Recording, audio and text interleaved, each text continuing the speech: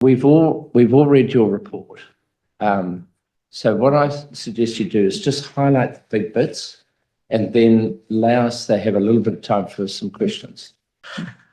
Today I'm speaking to my written submission that supports my petition, Increase the Number of Māori Electorates, which was created in October 23 based on basic arithmetic of total Māori descent population.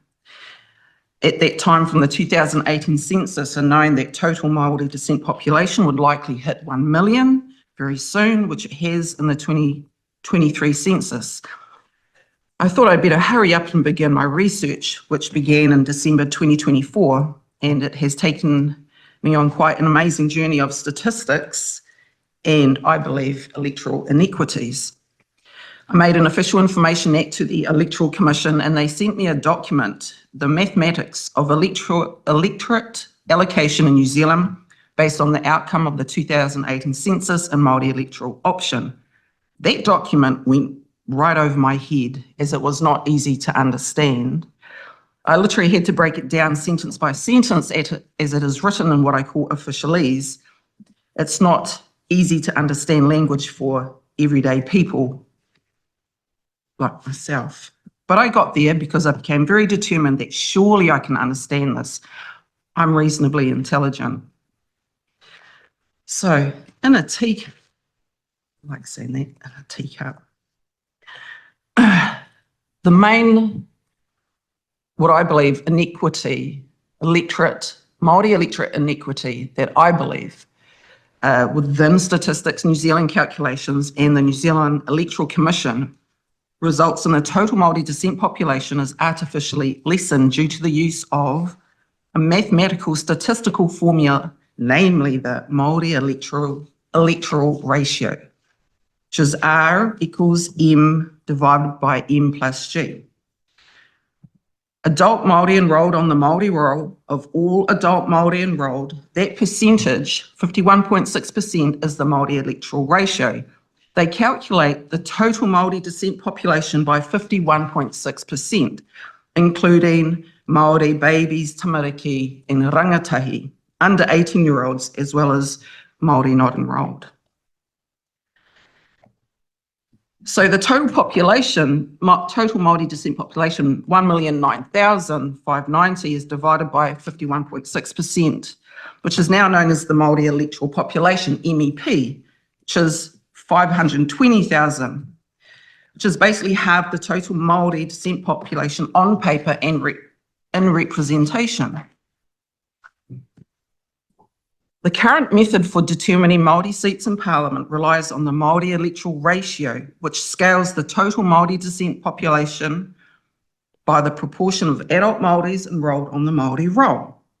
While intended to mirror the general electoral population logic, which includes children and unenrolled adults, this approach dilutes representation. Māori children, babies, under 18-year-olds, and unenrolled Māori adults are only partially counted depending on the role choice of a relatively small adult cohort.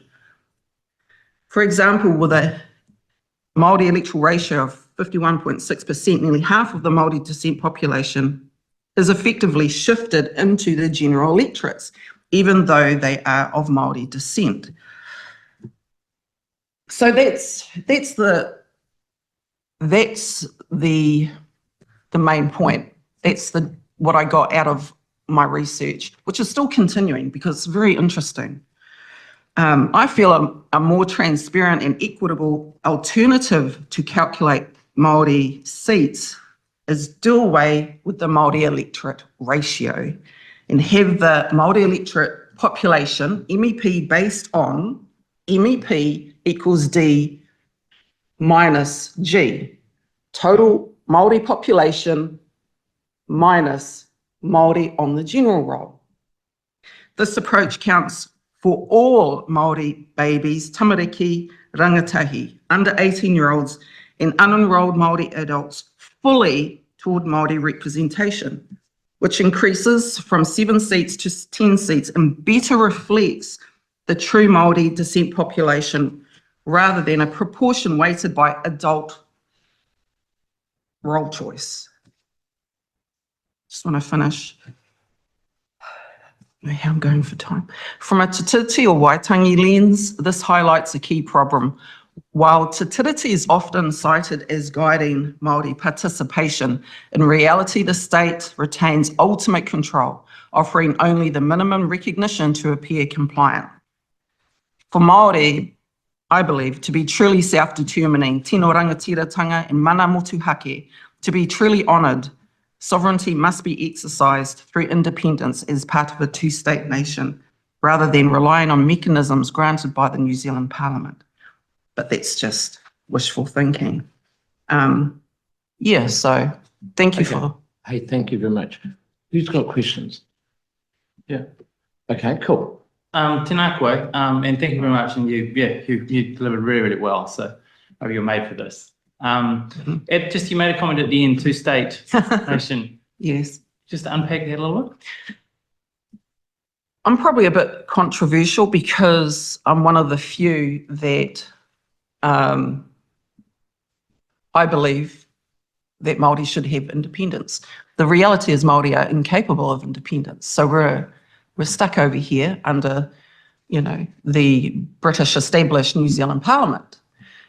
This is, you know, which was created from British colonialism, which was not involved, you know, that did not involve equality or equity. So let's keep it very real. Now, for me, you know, independence, that is the only true way to, if we're going to even say honour Te Tiriti, which he's the New Zealand Parliament, British created, and Te Tiriti or Waitangi should always be over here. I believe the Waitangi Tribunal, with good intentions, they brought it under here. So we're going around and round and around we go. Okay. So a two-state nation is for, I mean, this is just, I'm just one. Can I ask you a question around the maths? Because I think what you're getting at, your submission is that we need to change how we determine the number of seats.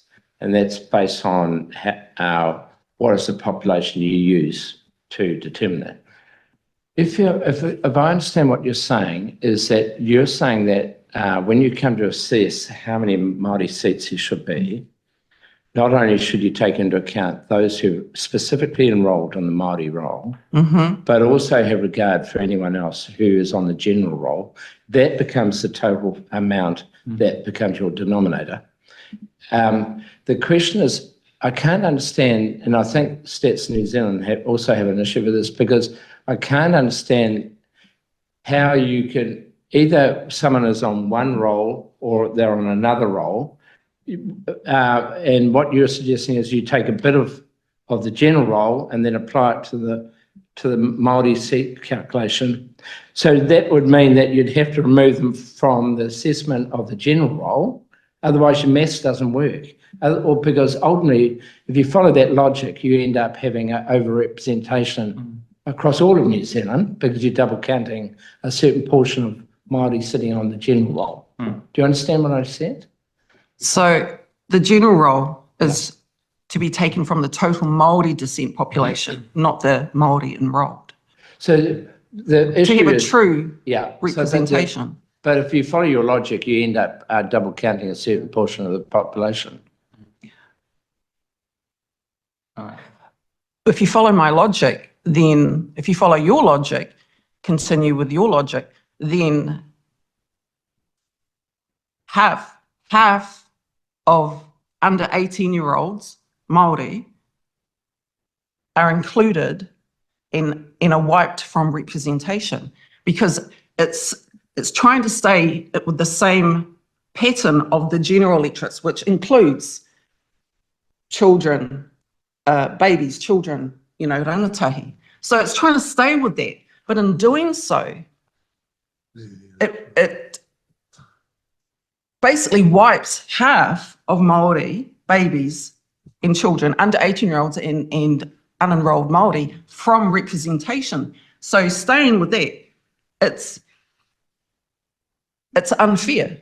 It's unfair, and I don't think it does double up at all.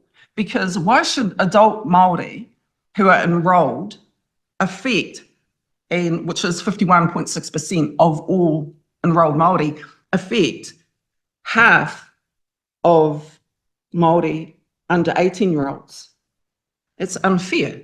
Okay. Half of them are white from representation because you're trying to stay with the same logic with the general. All the babies and children are, included. But in doing that over here with this Māori electoral ratio, it deletes half of those children, Māori babies, children, rangatahi from representation, gone, wiped, because of the adult's choice. It's an adult choice. And so that's where I'm going to continue somehow to try and get it across, because I thought, it would be understood. You'd be able to see it, but you can't. So I've got some work ahead of me. Hey, thank you. I think you're very skilled at doing this, actually. Really? Thank you. So, Appreciate it. Fantastic. We're just a little bit over time, but thank you for your submission. And I do apologise for taking some time for the committee to hear your petition. So acknowledge that. But thank you for joining us this morning. Okay. And I just wanted to know, Takata Ferris, where is he? Don't know. All right. Hey, Yeah. This is many thank you. Thank you. All Appreciate right. it. Good.